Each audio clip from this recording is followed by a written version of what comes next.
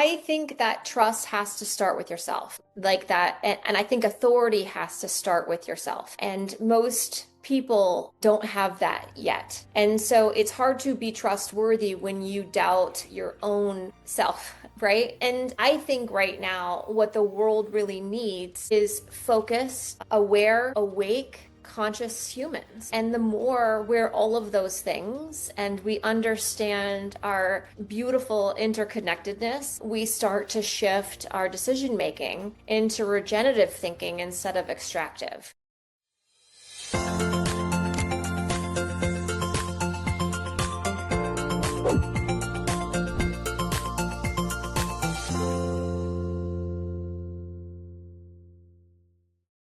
Welcome to Allow Yourself podcast. Today we have a very interesting, amazing, powerful woman. Her name is Molly McKinley, and she builds things that help good businesses become visible. It sounds easy, but we'll learn more about it. And yeah, Molly will tell us all about it. At Redtail Creative, that means strategic marketing, PR, and authority building for purpose-driven companies in real estate, prop tech, and beyond. The work ranges from brand messaging and thought leadership to AI visibility strategy, but the core question is always the same. Does the world see you the way your best clients already do? If not, they close the gap. So let's welcome Molly. So she will tell us all about it. Hi, Molly. Hello, how are you? Thank you for having me. Oh, it's our privilege and our honor to have such a powerful woman here with us. That I always start with the question, Molly, that when you hear allow yourself, what comes to mind? Yeah, I love that question. When I think of allow yourself, it's allow yourself to daydream. Um, I teach entrepreneurship at Meredith College, and one of the things I always hear from my young students are shoulds. I should do this, or you make decisions to get the job or to get the high paying job. But really, I have learned over the years that the truer you are to your own purpose and passion, that you will have things will fall into place, because you have the passion to sustain the hard knocks. So follow your heart. Do the thing you want to do, not the thing you think you should do. Oh, beautiful. But sometimes it's very hard to keep your daydream and your vision because the people around you, especially the close ones, says, "Oh, that won't happen. That it's not possible." Um, so you said have the strength to sustain it, right? Yeah. So how do you how do you think your students allow themselves to have the strength to sustain the daydream? Yeah, I think it's all about resilience. I think I always say you fall in love with the problem, or whatever it is that you're passionate about. If you're passionate about children, or if you're passionate about the environment, or whatever it is, you have to have that thing underneath it, because as we build anything, it shifts. But if you are like committed to the problem, the solution may evolve over time. It may pivot, it may shift. And so, like, if you have that, like, dogged, if you will, if you have like a dogged focus about, I'm going to be the person to solve this thing, that will see you through. And most of us have that. Most of us have something that like really gets under our skin.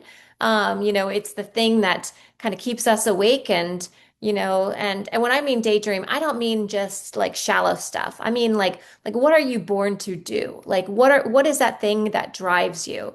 And for me, that thing is I am passionate about supporting women in business. I've always hired women in business roles, and I try to work with women vendors, and I try to teach the next generation of women in business. So for me, like that doesn't shift. What I'm doing to support that cause does. Uh, wow. And how did you get there? How did you get to that daydream to I don't support know. women? Yeah, I mean, I was always that kid who was like having a lemonade stand, and kind of like just, I knew, like, I've just always been sort of that, creative person who was building things. So I think that's in my DNA. My uncles were entrepreneurs, and I just remember having conversations with them about being the captain of your own ship, and so wanting to run a business was just something that was always on my list. And, frankly, I don't love having a boss. I love being able to create. And so, like, running a business for me just made a lot of sense. I don't want to say I fell into it because that's not fair. But it is like the next right step in my journey. And I've been doing it for a long time now. So I just kind of got on the path, and then once you're on it, it unfolds. It sounds so granted for you, but it's to be creative, especially for a woman, and to be their own captain in their own ship, to be, uh, it's not just easy, it's not for granted. You saw it and you were allow it and you allow yourself to be creative. But how was your environment when you came with new ideas or you were so sure and safe of yourselves that nobody argued about it or nobody tried to take you out of that dream? I mean, I think for me, it is about, the school of hard knocks. I mean, I have made so many mistakes along the way. I mean, when I say it's the path that unfolded, I'm not saying it unfolded easily. I mean, there are many days where I'm literally running against and hitting walls and knocking myself down and shaking myself off and getting back up. But I think it's the getting back up part that is where the difference happens. I do believe the universe rewards action. And so every time I failed, I brushed myself off. What did I learn? What am I taking from this? And then just continuing to do the next right thing. And so it's not an easy process by any stretch of the imagination, but there is just sort of the resilience of like, I'm doing this. And whether it's easy or not easy, it's going to happen. I think that for me and my generation, and I'm in my 50s, so, I didn't really have anybody leading the way. And so a lot of this was very much, just sort of just like dogged resilience. I mean, truly. And so that's one of the reasons why I want to help make it a little easier for the women behind us. So they don't have to make so many mistakes, that they have someone guiding them along the way. That already did the path, that already know, yeah, yes, this no. Um, the resilience part that you just get up again. It's very interesting, the process that you say that you do, because it's like when I fail, that what I read in what you're saying is when things don't come out as I wanted, right? Mm. Is that failure means? Yeah, exactly. Um, I pause. I added that word.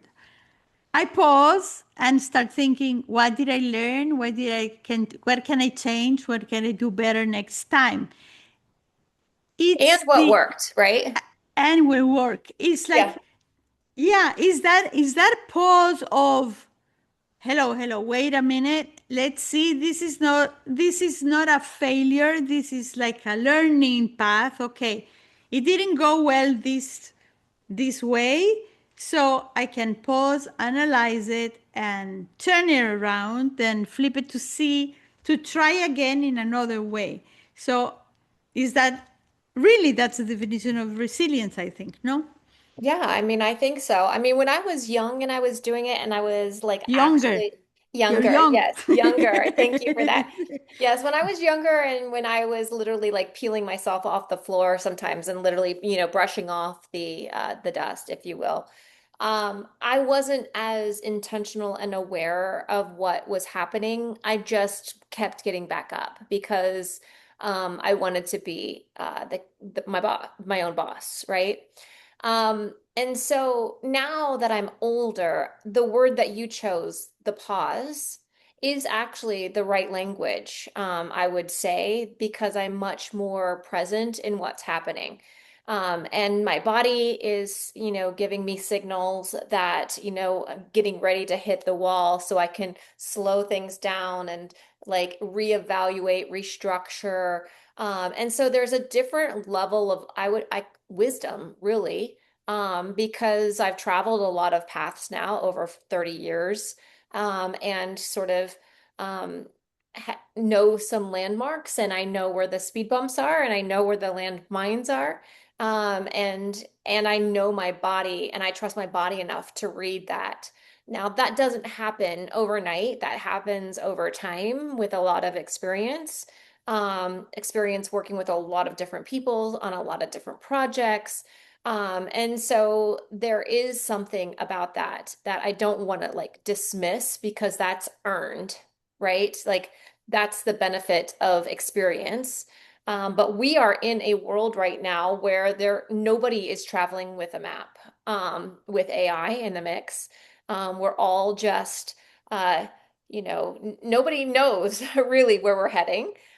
Even the creators of the AI don't know where we're heading.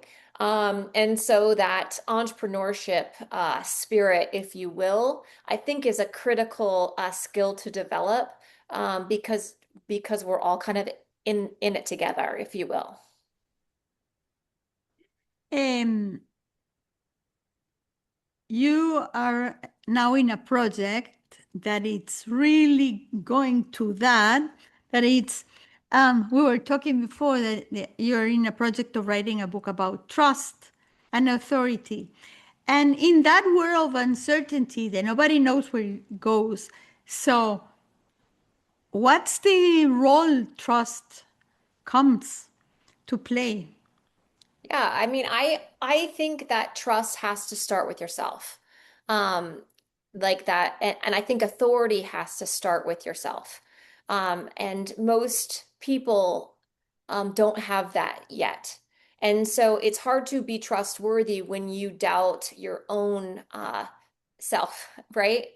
And I think right now what the world really needs is focused, uh, aware, awake, conscious humans.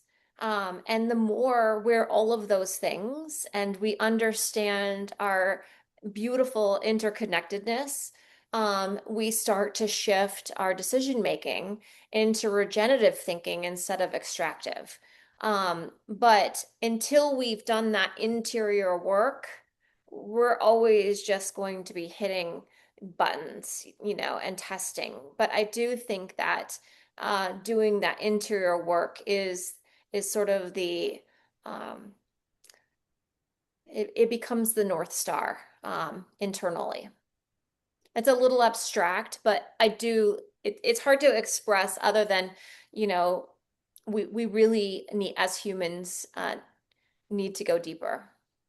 Um, I don't think it's very abstract. I think that we need to find our own compass, as what you said. What is your daydream? And trust your daydream and your authority is the compass. But what happens is that my feeling is that the world has taught us to look for the answers out there, that others have the answers and others know better, and just follow what others are doing. And right now, in that amount of uncertainty, is getting more and more driven to go inside, that you have your own compass. Nobody knows better than you that what you have in your mind, that what is good for you and what is not good for you. Yeah. um, the challenge is how do we turn that protection voice, as somebody else called it. Becky Forer called it like that. That I interviewed, that the protection voice to our soul voice. Know how Mhm. to give more power to our soul voice instead to our protection voice. And I think that's the work you're doing, right? Is just helping people to get there, to focus on your um, trust and your awareness and your awakeness and your conscious human interior work in order to be able to be seen, as you said, that you help to good businesses. And I see it as people also, not just as businesses, to be seen. So Yeah. how do you allow yourself to be seen? How do you do it? Yeah, I mean, I think I'm a mirror for people. And I think people actually deeply know who they are. And so it's about asking the right questions so that they can remember what they already know. I don't think that there's magic in the process other than just really asking the right questions so that we can pull out what already is. And so that's part of my work when I work with clients is trying to truly, genuinely not becoming their voice and their expert, but be as clear as I possibly can so that gets communicated. I also fundamentally believe that a founder's DNA is in every aspect of a business. And that DNA shows up in your policies with your customers. It shows up in your product. It shows up in how you walk the world. And so when you have very awake, conscious founders, you can have that a different level of integration into the community that you're serving. And there's just it's just more connective, right? A lot of times when we are looking alike someone else, right? And we do live in an influencer world where people are looking to other people to help guide their choices and decisions. I think that's part of where we are in human evolution, where people want to they want someone else to validate before they make that choice. But I think we're evolving into a place where people are more steady in their own free will, their own free choice, and then, and their own interior authority. And so I do see, and what that might look like is that we have a lot of micro businesses or very small businesses. Small business already is the backbone of society. We focus so heavily on big enterprise businesses, but when you look at the data, like small business is what drives the economy. And so we might be moving and shifting more into that. Did I answer your question?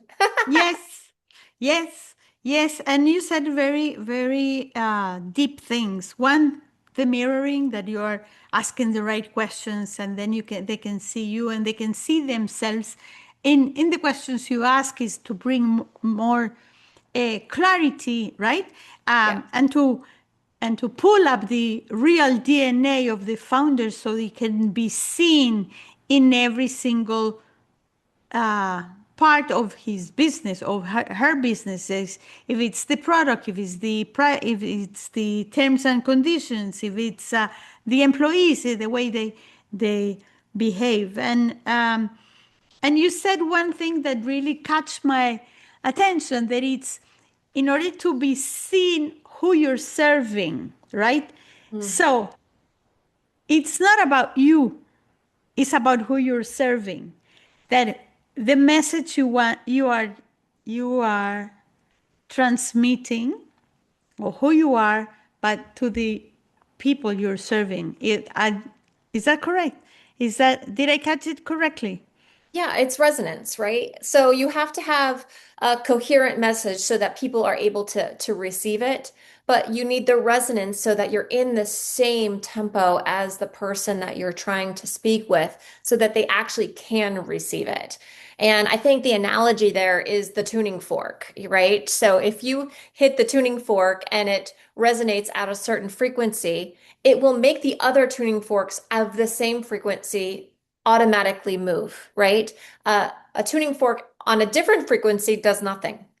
And I think that really kind of demonstrates, from a, you know, uh, metaphysical perspective, if you will, right? Like you want to hit you want to hit your fork with the same tune as the fork that you're trying, the customer you're trying to reach. And it's kind of simple science, if you will. And sometimes people are just resonating in different frequencies. And so the key is, how do you align that so that you are moving together in the same mode? How does listen come into play in that formula? Yeah, I mean, for me, and not everybody loves my process, like I'm a 500-hour yoga teacher. So like I come from, 20 something years of yoga. And so that's just where, I've developed this, over the years. It's all about listening to me. And unfortunately, we do live in a very noisy world. And so it's very hard sometimes to pick up true signal in the noise. But if you aren't listening, you will never hear it. And that goes like big listening to the macro trends and understanding that, to micro listening to the super still small voice that's hard to hear, and really making sure that we're dialed into that entire range. First is listening to your voice, inner voice, Yeah. the daydream, the passion, the vision, the what your strength is, what you are really passionate about, and to listen to your customer or who you want to be your customer in order to tune both voices. Is that what you're trying to say? Did I get Yeah. it? Yeah, I mean it's kind of simple. I mean it's also the same way in like personal relationships. I always like to demystify marketing, and it's like, well, really when you think about marketing, it's just a series of conversations, right? And no one likes to listen to someone who's monologuing, right? It needs to be collaborative and interactive. And those are the relationships that give and receive, and there's balance and reciprocity. And I just think that is such a critical component, is sort of just following and guiding these sort of, I call them the divine laws. And that really is what my book is about. I'm looking at human intelligence, artificial intelligence, and divine intelligence, and looking at where those bridges are between them. Because we can have talks, we talk about human intelligence, and now we're talking about AI, artificial intelligence, but the divine always gets relegated to a Sunday. And it just shouldn't be. It really is sort of the light post of everything. And again, going back to that listening, and I'm not talking about just listening to you with your ears either. I mean, I had an onboarding call with a recent client, and that onboarding call, I just knew this was not going to be a fit. My entire body was telling me, I had sacrificed, I had tried to create a boundary and it got overrun, and I just knew that this was not going to be a match. I should have called it then, but I didn't. I overrode my body signals, my body listening. And, we do that all the time. But I think it's really, really critical that we learn those different types of listening, and that we value all of those types of listening as much as we do the thing that's blaring and screaming in our ear. Wow, it's really powerful because we all have those signs that we tend to ignore because unless we really trust ourselves and our intuition and listen to our body, we follow what it says that, oh, this is not for me, this is not for me. I don't know what is it, but it doesn't smell well. No, that's what Yes. we use that expression. And here's where it comes. I don't know. Those three intelligences that you're putting together, that it's revolutionary for me. It's like the human intelligence, the AI intelligence, and the divine intelligence. But here is the three together, because the AI can be there. You're a human, and the divine intelligence is telling you, hello, pay attention, hello, pay attention, this is not for you. So it's like really a whole package of how to trust, coming back to the trust and the authority. Very, very interesting. But to get to that point, what do you need to allow yourself to do? Well, I don't think it's easy, first of all. I think it's really, really hard. And we are in a state of constant distraction. So I don't think it's a destination that we arrive to and then you're done. I think it is about I like the analogy of a sailboat for the sailors out there, where you are constantly trimming the sails based on the conditions of the wind. And so it's this, all of these, it's forever, I think. At least that's my personal experience. I don't think I've ever sort of hit a moment where I'm like, oh, good, now I'm done, right? It is just a matter of constantly tweaking and iterating. And even like today is a great example where I have been really, really busy the last few weeks. And I had a moment where I totally forgot a meeting. And it was with someone I was really interested to get to know. And it just didn't hit my calendar, which means it didn't hit my radar. And that to me was the universe saying, okay, it's time to slow down. You've been grinding too hard and you're starting to make mistakes. And so, hopefully, that's one of those what we call loud and clears, right? Where you're like, okay, message received. But sometimes that happens in all different ways. And I just subscribe to the philosophy, if you will, that everything is happening for us. And so if you are paying attention, those things aren't waves that crash us, those are waves that wake us.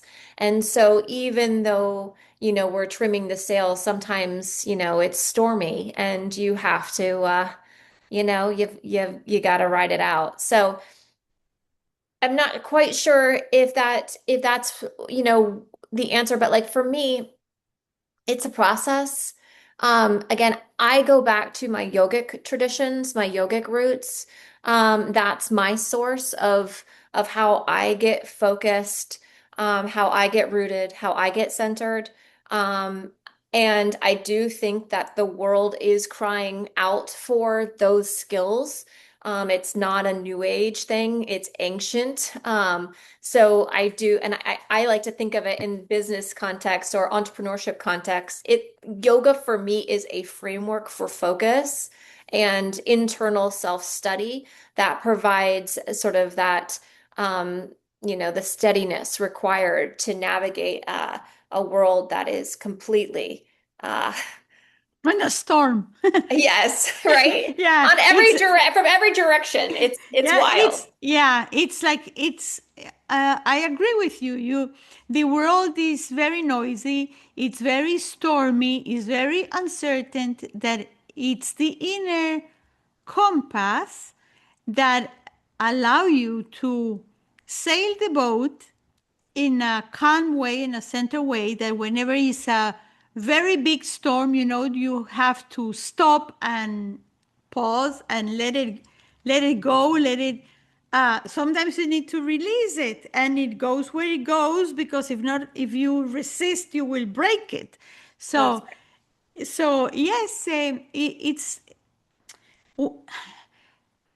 you say it's ancient, but it's lately more and more required to introduce into the business world and the entrepreneur world the meditation, the pauses, the personal growth, the personal development. Just give space for that in order for you not to burn out, because now that's the new word, right? The burnout, that you allow yourself to get there. Because if you take care of yourself, doing your pauses and doing your center and doing your yoga and doing your meditation or your yeah, you will be able to deal with all what you have out there, but in a center way. And you said loud and clear. The loud and clear, I call it, um, my explanation is what God is protecting me from, or what the universe is protecting me from. Oh, Mm, this is not the time for this conversation mm, with this client. Maybe I need to speak to Beatriz first in order to know something to talk to this other.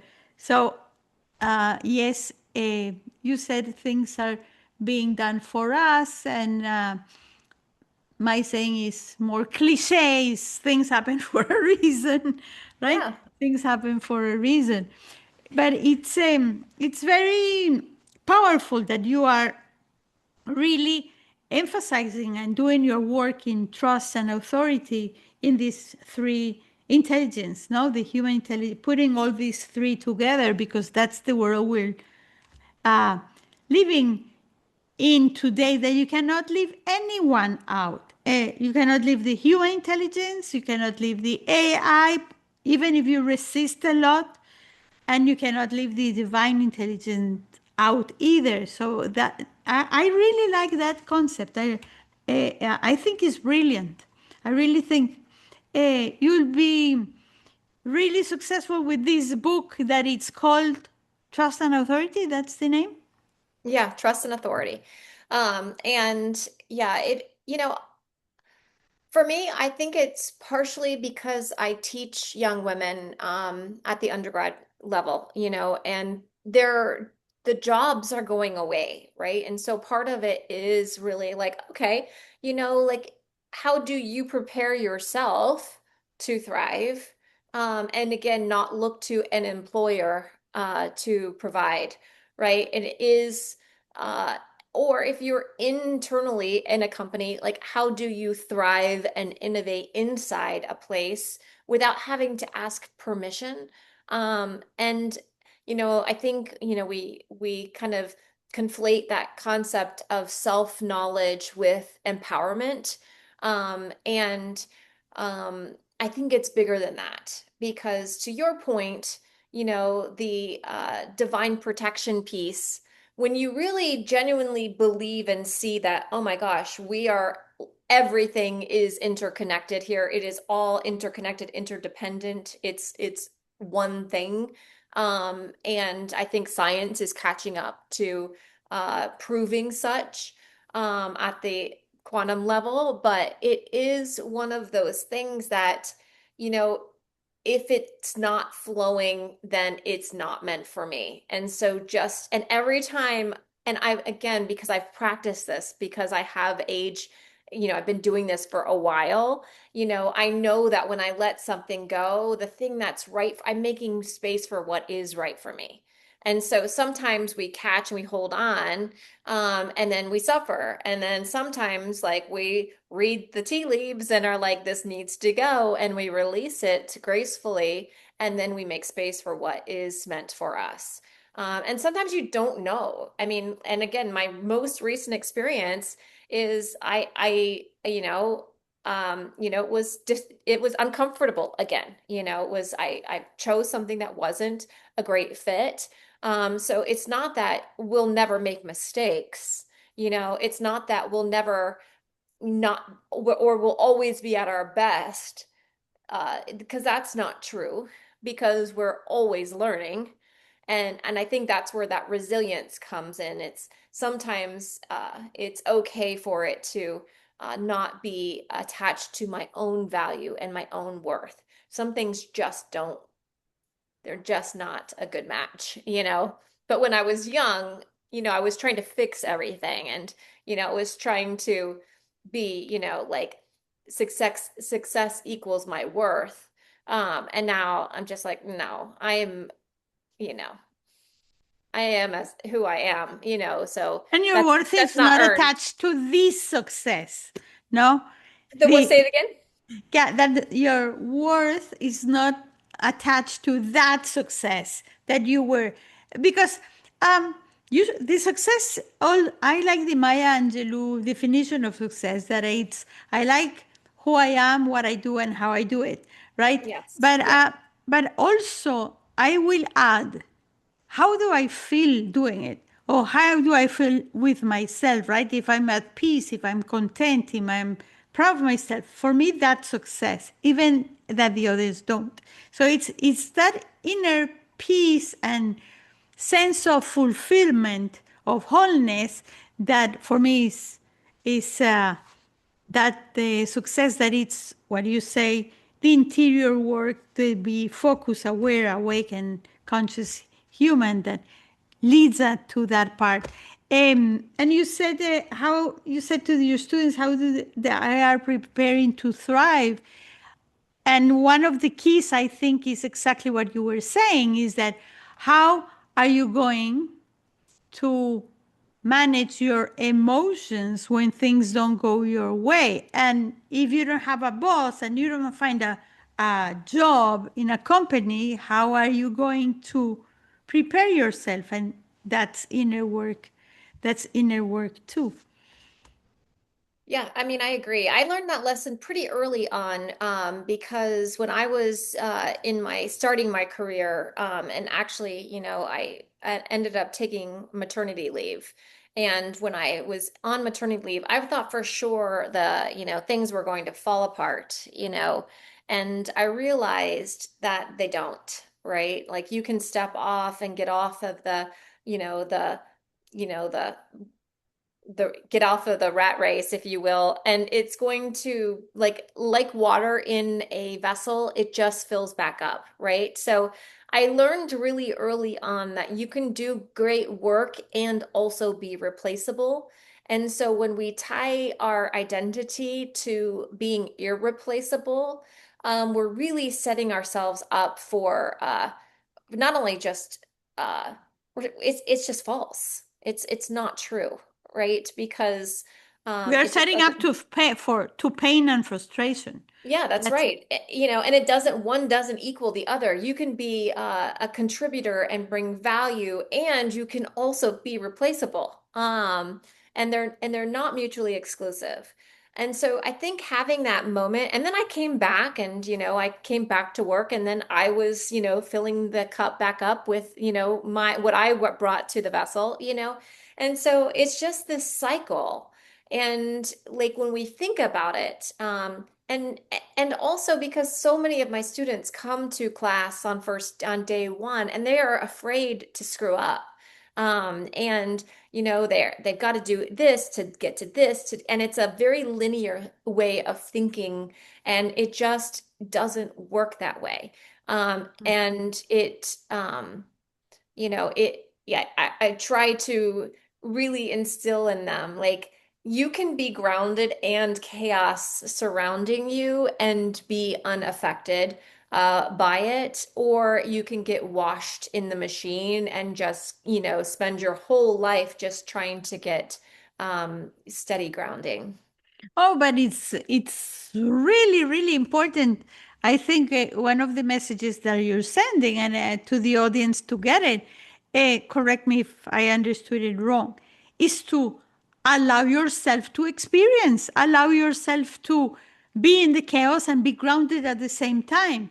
You don't have you, nothing has to be perfect.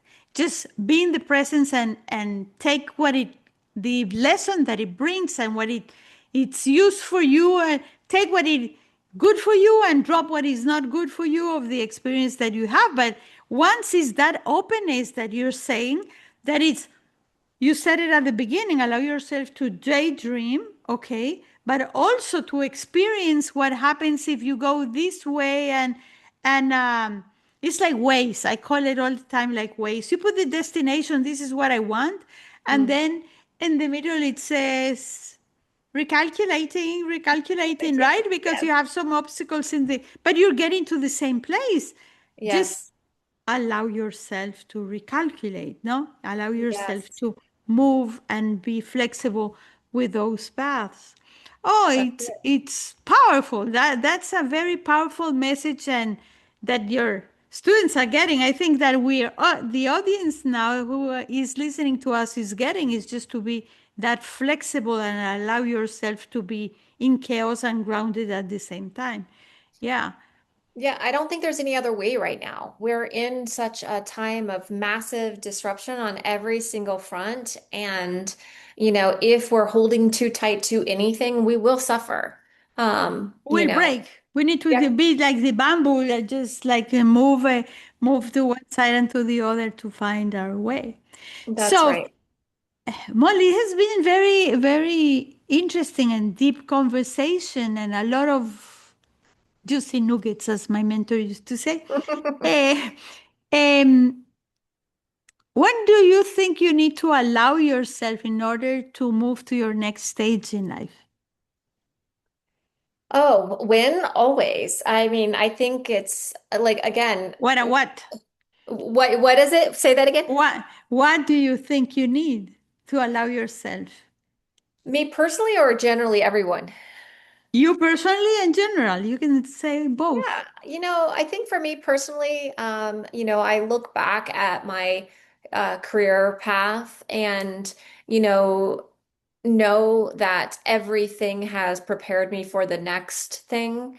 And so when things are tough, or when things are full, I just sort of lock into that knowing that I'm being prepared, for what's next. And have just gotten really I've really come to trust that process. And when I am trying to control things too tightly, again, I love your ways analogy because yes, you set the standard, you set the destination, but we don't know where there is going to be a detour if we're driving a long distance, right? And when you're building anything, it's quite a journey. It's not 5-minute ride to the store. Those 5-minute rides to the store, you don't even need to set the map, right? You can sort of do that on autopilot. But when you're going someplace you haven't been yet, which is what building a business is, you are going to encounter those moments where you're going to have to take another path.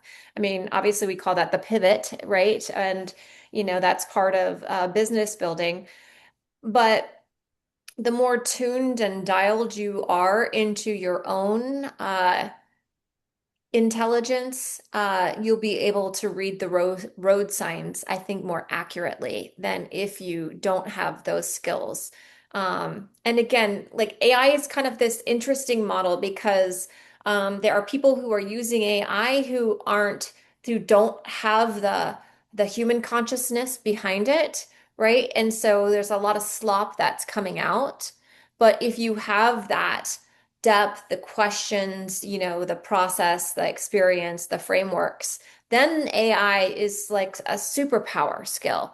And so it's just this really interesting moment of like, how do we show up in partnership with AI? And the divine and the human intelligence has to be present. Amazing. Those who are listening, just tell us, Molly, where we can find you, when they can find you, and ask questions and connect with you. Yes, I love connections on LinkedIn. Just Molly McKinley on LinkedIn. My business is redtailcreative.com. And I am in the process of building the website trustandauthority.com. But that will be released sometime this fall. So. So we wait for it. Is there any last thing you would like to tell our audience? Advice, suggestion? What would you say Yeah. to Molly 17, the younger Molly today? The younger Molly, gosh, I mean, the younger Molly was afraid to fail. The younger Molly was a performer. And the younger Molly, those two things actually propelled my early success, right? Because I was willing to put in the work, if you will. I was the last one leaving the office because, I didn't want to fail. It wasn't because I was passionate about it. It was because I was driven by fear, you know? So, I just want to say, that it will never be a waste of time to do internal work. We have this one life that we know in this body, in this form, and it's a gift. And we should absolutely prioritize that part of the human experience. And if we bypass it, if we don't do that work, um, I think it's the whole point, you know? The internal work. Yeah. Beautiful. So, thank you very much, Molly, for opening your heart, for sharing with us your wisdom, your knowledge, your life. Really, really, it's an honor for us to have you here in Allow Yourself podcast. And for those that are listening, don't forget the Allow Yourself is a process, it's not a one time thing.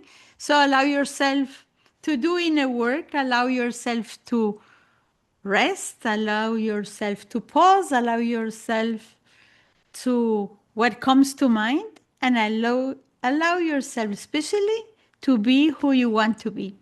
So thank you very much, and see you next time. Thank you so much.